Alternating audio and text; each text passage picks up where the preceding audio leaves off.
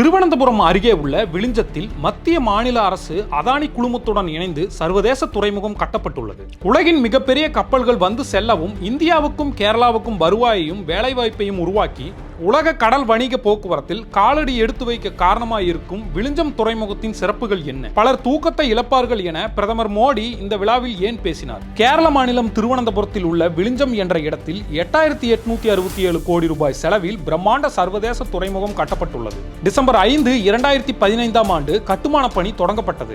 மக்களின் கடுமையான தொடர் போராட்டங்களால் அவ்வப்போது பணி நிறுத்தப்பட்டு 2023இல் முடிந்திருக்க வேண்டிய துறைமுக பணி தற்போதுதான் முடிந்துள்ளது. இதற்கு கேரள அரசு 5376 கோடியையும் அதானி குழுமம் 2497 கோடியையும் மத்திய அரசால் 818 கோடி நிதி அளிக்கப்பட்டு இந்த விளிஞ்சம் துறைமுகம் கட்டி முடிக்கப்பட்டது. எதற்கு இந்த விளிஞ்சம் துறைமுகம்? உலக நாடுகளுக்கு சரக்கு போக்குவரத்தை மேற்கொள்ள இந்தியா இதுவரை கொழும்பு, சிங்கப்பூர் ஆகிய நாடுகளைத்தான் நம்ப வேண்டியிருந்தது. அதாவது இந்தியாவிலிருந்து சிறிய கப்பல்கள் பொருட்களை இந்த நாட்டு துறைமுகங்களுக்கு கொண்டு சென்று அங்கிருந்து சரக்கு கப்பல்களில் ஏற்றி அனுப்பும் நிலையே இருந்தது. இதனால் நேரமும் பணமும் வீணாகி வந்தது. இனி அது தேவையில்லை. காரணம், விளிஞ்சம் துறைமுகம் கட்டப்பட்டு பயன்பாட்டிற்கு கொண்டு வரப்பட்டிருக்கிறது. ஒரு சரக்கு கப்பலில் இருந்து சரக்குகளை இறக்கி ஏற்ற நம் வர்த்தகர்கள் $80 முதல் $100 வரை செலவு செய்து வந்தனர். இதை தவிர்த்து இப்போது இந்தியா நேரடியாக சர்வதேச கடல் வணிக போக்குவரத்தில் கலந்து கொள்ள முடியும். இந்தியா ஆண்டுதோறும் $220 மில்லியன் செலவை இதன் மூலம் சேமிக்க முடியும் என நம்பப்படுகிறது. விளிஞ்சம் துறைமுகத்தின் சிறப்புகள் என்ன?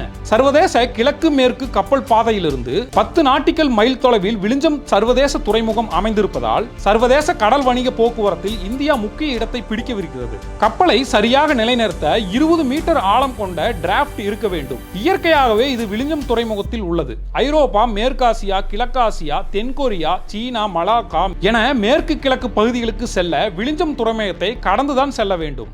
டீப் வாட்டர் டிரான்ஸ்ஷிப்மெண்ட் துறைமுகமான விளிஞ்சம் இனி மிகப்பெரிய கப்பல்களை நிலைநிறுத்த முடியும். சமீபத்தில் உலகின் மிகப்பெரிய கப்பலான MSC கிளாட் இந்த துறைமுகத்துக்கு வந்து சென்றது. இதன் நீளம் மட்டும் சுமார் 400 மீட்டர் என்கிறார்கள். இங்கு உள்ள கிரேன்கள் எல்லாம் தானியங்கி வகையிலானவை. சரக்குகள் விரைவாகவும் பாதுகாப்பாகவும் இதன் மூலம் கையாளப்படுகின்றன.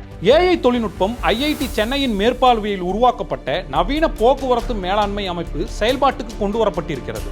நாட்டின் பிற பகுதியை இணைக்கும் ரயில் போக்குவரத்து இங்கிருந்து 12 கிலோமீட்டர் எனவும் திருவனந்தபுரம் சர்வதேச விமான நிலையம் 15 கிலோமீட்டர் தொலைவிலும் உள்ளதாக இருக்கிறது. இனி 20,000 கண்டெய்னர்களை கொண்ட எந்த சரக்கு கப்பலும் இலங்கைக்கு செல்லாமல் இந்தியாவுக்கு நேரடியாக வரலாம். இந்த துறைமுகத்தால் சுமார் 5000 பேருக்கு நேரடி வேலைவாய்ப்பு கிடைக்கிறது என சொல்லப்படுகிறது. விளிஞ்சம் துறைமுகத்தை நாட்டிற்கு அர்ப்பணித்து விட்டு பேசிய பிரதமர் மோடி, முதல்வர் பினராயி விஜயனிடம் நான் ஒன்று சொல்ல விரும்புகிறேன். நீங்கள் இந்திய கூட்டணியின் வலுவான தூண். சசி தரூரும் இங்கே அமர்ந்து இருக்கிறார். இன்றைய நிகழ்வு பலரின் தூக்கத்தை கெடுக்கப் போகிறது. மிக முக்கியமாக கடல்வழி சார்ந்த பொருளாதாரத்தினுடைய வளர்ச்சியாக இது இருக்கும் என்றார். கேரள முதல்வர் பினராயி விஜயன் கூறுகையில், இது புதிய துறைமுகம் திறப்பு விழா மட்டும் அல்ல, இது புதிய யுகத்தின் தொடக்கம். இதன் மூலம் இந்தியாவின் வர்த்தகம் மற்றும் சரக்கு போக்குவரத்து மேலும் உலகளவில் வலுவடையும் என்றார். இந்த விளிஞ்சம் துறைமுகம் இந்திய உலக கடல் வணிகத்தில் ஒரு புது சகாப்தத்தை எழுத தொடங்கவிருக்கிறது.